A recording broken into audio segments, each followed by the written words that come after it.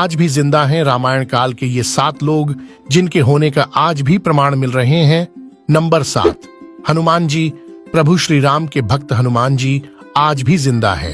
प्रभु श्री राम और माता सीता की कृपा से वे एक कल्प तक इस धरती पर सशरीर ही रहेंगे।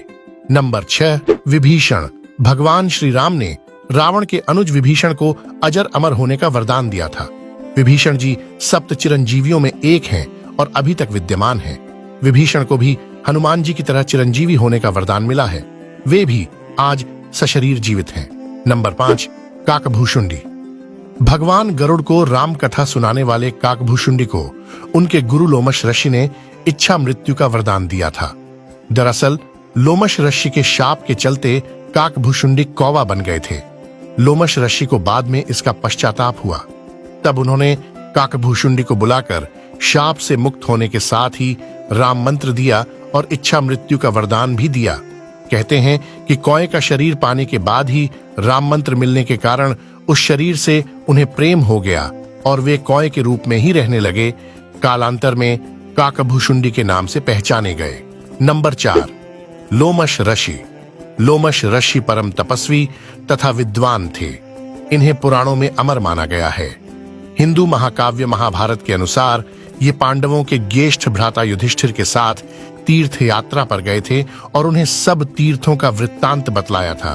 लोमश ऋषि बड़े बड़े रोमों या रों वाले थे। इन्होंने भगवान शिव से यह वरदान पाया था कि एक कल्प के बाद मेरा एक रोम गिरे और इस प्रकार जब मेरे शरीर के सारे रोम गिर जाएं, तब मेरी मृत्यु हो। नंबर 3, जामवंत। अग्नि के पुत्र जामवंत को भी प्रभु श्री राम से कल्प के अंत तक जीवित रहने का वरदान मिला हुआ है। माना जाता है कि देवासुर संग्राम में देवताओं की सहायता के लिए जामवंत का जन्म अग्नि के पुत्र के रूप में हुआ था। उनकी माता एक गंधर्व कन्या थी। सृष्टि के आदि में प्रथम कल्प के सतयुग में जामवंत जी उत्पन्न हुए थे।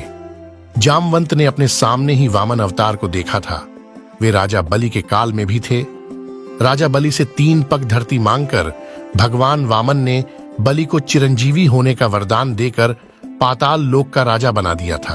वामन अवतार के समय जामवंत जी अपनी युवावस्था में थे। जामवंत को चिरंजीवियों में शामिल किया गया है। नंबर 2, मुचुकुंद।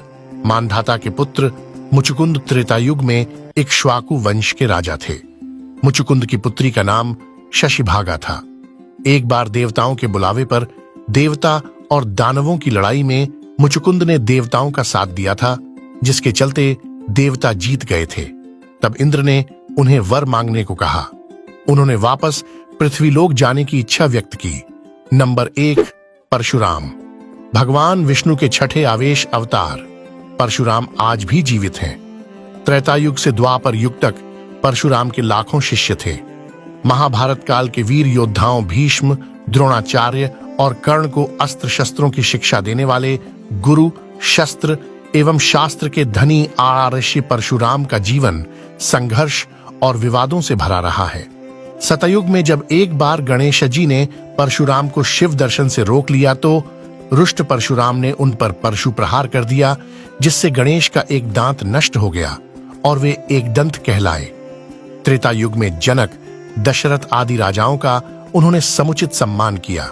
सीता स्वयंवर में श्री राम का अभिनंदन किया। द्वापर में उन्होंने कौरव सभा में कृष्ण का समर्थन किया और इससे पहले उन्होंने श्री कृष्ण को सुदर्शन चक्र उपलब्ध करवाया था। द्वापर में उन्होंने ही असत्य वाचन करने के दंड स्वरूप कर्ण को सारी विद्या विस्मृत हो जाने का श्राप दिया था। उन्होंने भीष्म, द्रोण व कर्ण को शस्त्र विद्या प्रदान की थी। इस तरह परशुराम के अनेक किस्से हैं। कठिन तप से प्रसन्न हो भगवान विष्णु ने उन्हें कल्प के अंत तक तपस्यार्थ भूलोक पर रहने का वर दिया। भगवान परशुराम किसी समाज विशेष के आदर्श नहीं है। वे संपूर्ण हिंदू समाज के हैं और वे चिरंजीवी हैं।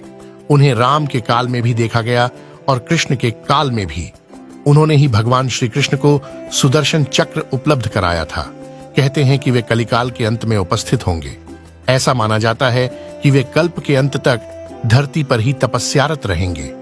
पौराणिक कथा में वर्णित है कि महेंद्रगिरी पर्वत भगवान परशुराम की तप की जगह थी और अंततः वह उसी पर्वत पर कल्पांत तक के लिए तपस्यारत होने के लिए चले गए थे।